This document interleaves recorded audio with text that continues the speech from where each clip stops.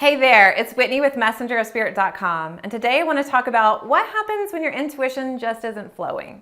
So let's get into it. Whether you are brand new at developing your intuition, or maybe you've had perfect intuitive experiences throughout the years, but now it feels like you're pulling teeth. So number one, I would ask you, are you making your intuition a priority? Most of the time I hear no. And that's because life gets in the way. We feel like we don't have time for it. Maybe the kids have to go off to school. Maybe you're starting your own business in addition to what you're doing. Who knows? There's lots of things that come up during our life.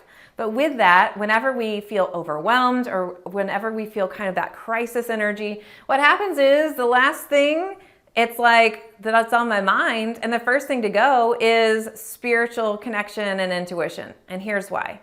Unfortunately, we take our spirit guides and our intuition for granted, and we think it's always going to be there. It's like, oh, our intuition will be there if we need it, and it'll come in really clearly. So what happens is it's the first thing to go, and especially if you've got a routine or something like that and you're investing in it, sometimes when financial crisis comes up, that's the first thing to go. When I truly believe that the spiritual connection, the routines that keep you balanced need to be the very last thing that would ever go.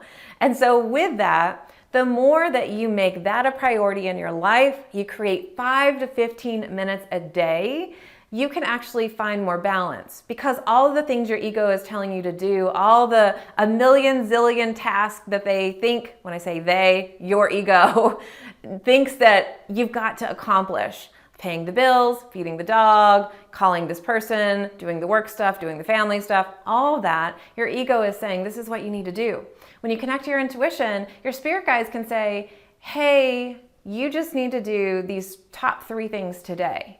And so when that happens, a lot of times those top 3 things that your guides tell you are not even on your list. It could be time to shop for the next season's clothes. And you're like, I've got other things to do.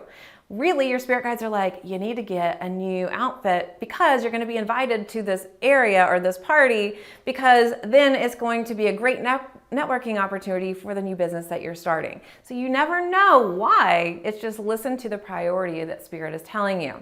So the more that we actually connect to our guides and our intuition, the more balanced we feel in our life, and it gives us this groundedness and centeredness. Number 2, your intuitive language could have changed. So there are 4 main intuitive languages, and if you don't know yours, I encourage you to check out my free quiz at messengerofspirit.com/quiz. There's the owl, the seer, the empath, and the channeler. And so your intuitive language can change as you grow and your chemistry shifts, and you are a changing being, and so is your energy. So you could be used to getting it one way, and now it's coming in a different way. Get to know your intuitive language. Number 3, you could be not clearing your mind and not allowing yourself to create space in your day for it. Now, when I create space in my day or I take the day off, that's when I get most of my intuitive messages. And so a lot of times there's these limiting beliefs of I'm being lazy if I'm not doing things, when in fact we need balance in our life. We actually need to take time off.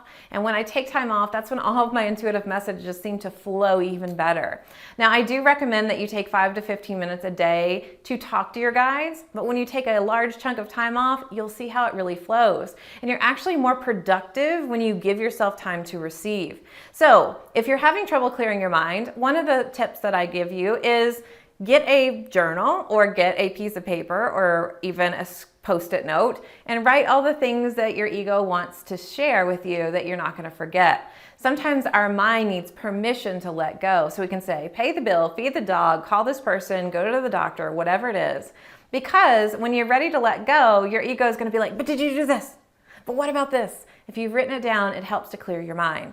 Now, I encourage you to follow that up with a mind clearing practice that works for you.